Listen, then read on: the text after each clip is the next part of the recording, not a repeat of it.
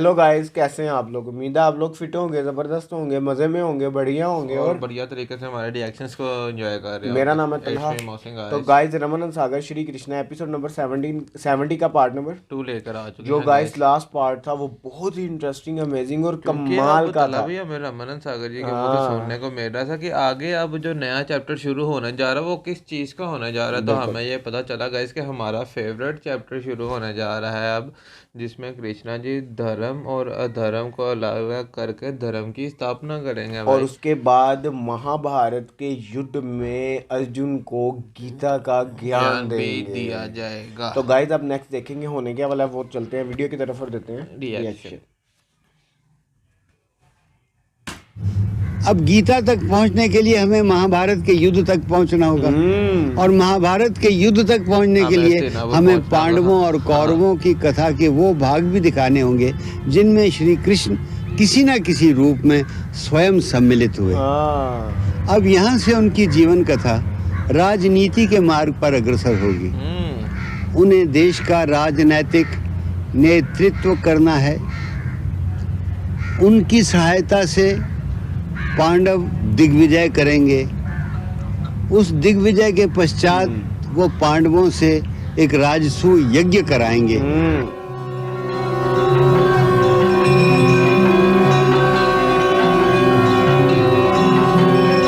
क्या बात। और उस राजसूय यज्ञ में जब भगवान कृष्ण की अग्र पूजा की जाएगी उस समय शिशुपाल। उनके हाथों शिशुपाल का वध होगा।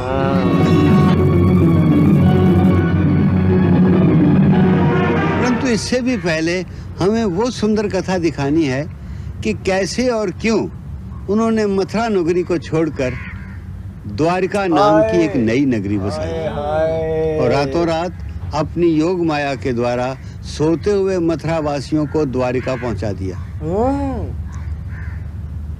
वास्तव में उन्होंने द्वारका नगरी को बसाने का संकल्प इसलिए किया कि कालयवन की मृत्यु होने के पश्चात भी जरासंध ने मथुरा पर आक्रमण करना नहीं छोड़ा था। कई वर्षों तक बार बार मथुरा पर चढ़ाई करता रहा। इस बीच कृष्ण और बलराम भी बड़े हो गए थे। हर बार जरासंध नई सेना लेकर आता रहा और हर बार वो कृष्ण बलराम के हाथों परास्त होकर वापस जाता रहा।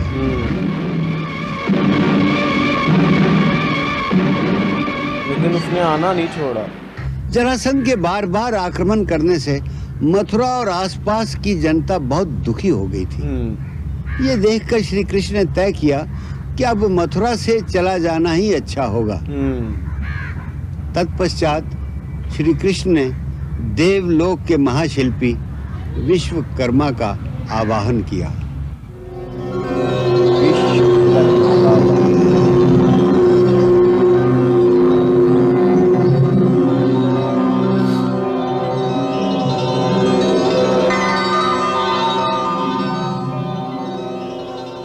प्रभु के श्री चरणों में सेवक का प्रणाम।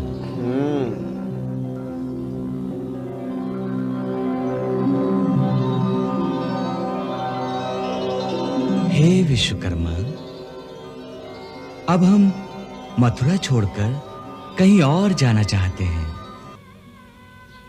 वहां आप हमारे लिए एक ऐसी नगरी का निर्माण कीजिए जहां सब सुख और शांति से रह सके। हे प्रभु, ऐसा सुंदर स्थान मेरी दृष्टि में है। कहां? पश्चिम में प्रभास क्षेत्र के पास समुद्र तट के निकट एक छोटा सा द्वीप है प्रभु। वहां उत्तम पुरी का निर्माण हो सकता है। बहुत अच्छी बात है। आप जाइए और जाकर समुद्र देवता से कहिए कि वहां पर हम द्वारिका नाम की अपनी राजधानी का निर्माण करना चाहते हैं। जैसी प्रभु क्या क्या। हाय हाय हाय, क्या बात है। द्वारिका निर्माण हो रहा भाई। समुद्र देव। हे देवता, हे रत्नाकर, विश्वकर्मा का प्रणाम स्वीकार करें। विश्वकर्मा देवशिल्पी, आपका स्वागत है। हे देवता, मैं भगवान श्री कृष्ण की आज्ञा से आपसे प्रार्थना करने आया हूं कि प्रभु ने मुझे इस कुशस्थली पर उनके लिए नया नगर निर्माण करने की आज्ञा दी है। इसलिए मैं आपसे ये प्रार्थना करने आया हूं कि अपने जल को पीछे हटाकर मुझे कुछ भूमि प्रदान करें। और उन्होंने कहा है कि जब इस धरती पर अपनी लीला समाप्त करके वो गोलोक पधारेंगे, तब ये भूमि आपको लौटा दी जाएगी। जो आज्ञा। वो देखो आंखों में आंसू। ओए होए होए होए होए।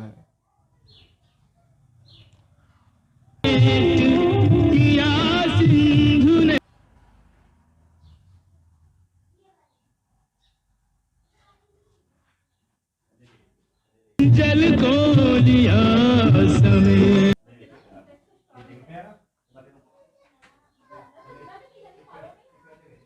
यार क्या बात है, जबरदस्त। अरे पानी आप देखते ना, पानी से ऊंचा हो गया है। ऊंचा हो गया है।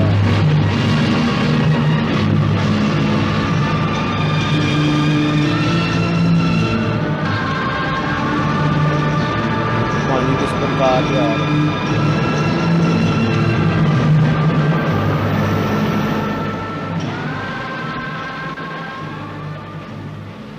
ये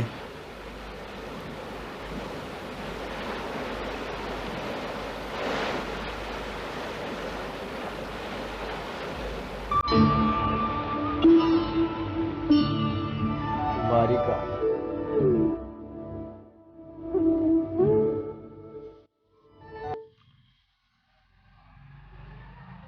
जब मैं अपनी लीलाएं समाप्त कर लूंगा तो ये वापिस आपको समर्पित कर हाय दूंगा। हाय हाय हाय। क्या बात है। फाइनली आज देखने को मिला कि ये द्वारका नगरी की स्थापना किस तरह हुई। अच्छा, ये मेरे माइंड में बहुत क्वेश्चन था कि मैं अब, क्योंकि वो टाइम जो आ गया था द्वारिका का, मैंने कहा था मैं देखूंगा कि ये किस तरह इसकी स्थापना हुई, किस और तरह आए आप कृष्णा जी देखे यहाँ। ना दूसरी तरफ के, उन्होंने जब कालियामन का बात भी कर लिया, जरासंध फिर भी नहीं बाज आया हाँ भाई। सही बात है, वो नहीं जिसकी बात वजह से है। उन्होंने ये नगरी बसाने का निर्णय लिया। निर्णय लिया।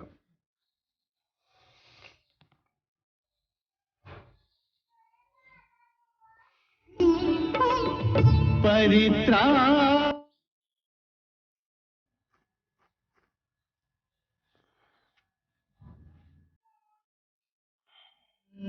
हरे देव।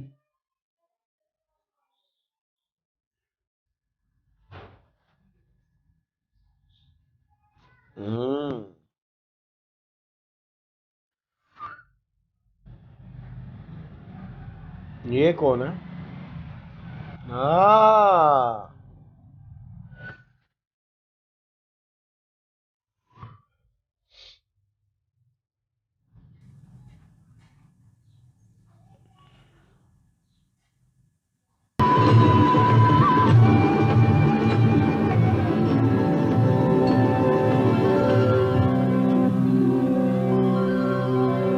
मैं तेरी भक्ति से प्रसन्न हूँ, वर मांगो, क्या इच्छा है वत्स?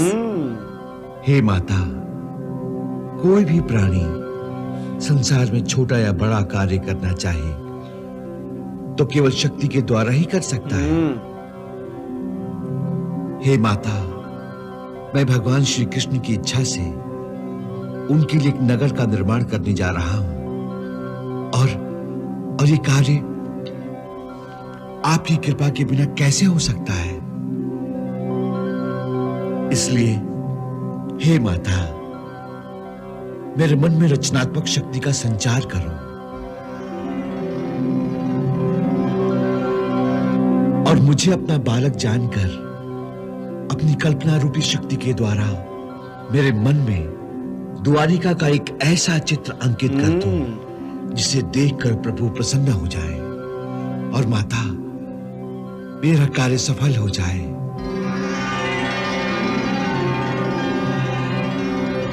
हे माता, कल्पना शक्ति भेजो माता।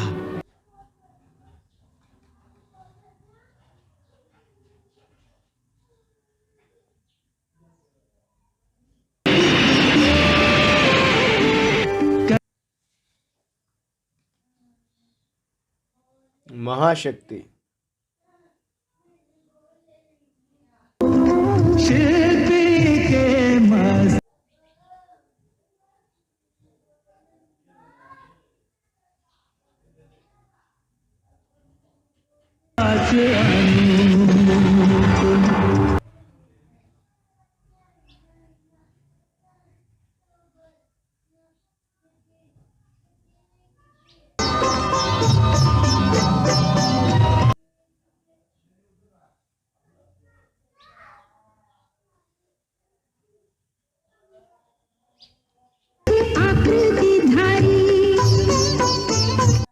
तो गाइस यहाँ ख़त्म हुई ये पार्ट। क्या कमाल का पार्ट था।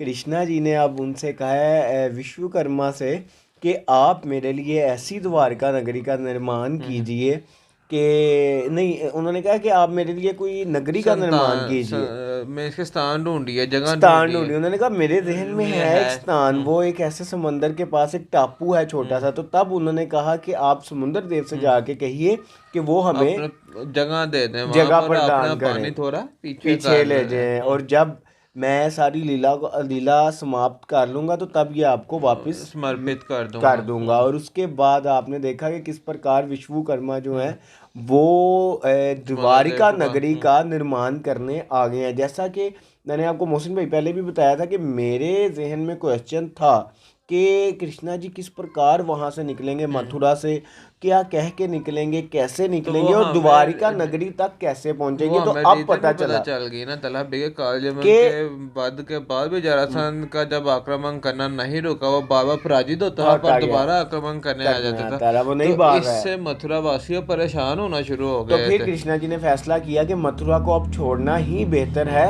तो अब हमें ये पता चला मुझे कि मोहसिन भाई उन्होंने मथुरा रहते हुए ही उन्होंने वहाँ द्वारिका नगरी का निर्माण कर लिया था। तो गाइस अब नेक्स्ट देखेंगे होने क्या वाला है कमाल की एपिसोड। अगर आपको भी अच्छी लगी तो लाइक शेयर कमेंट और हमारे चैनल को सब्सक्राइब करना। मिलते हैं नेक्स्ट वीडियो नेक्स्ट पार्ट के साथ। Love you India. Bye bye.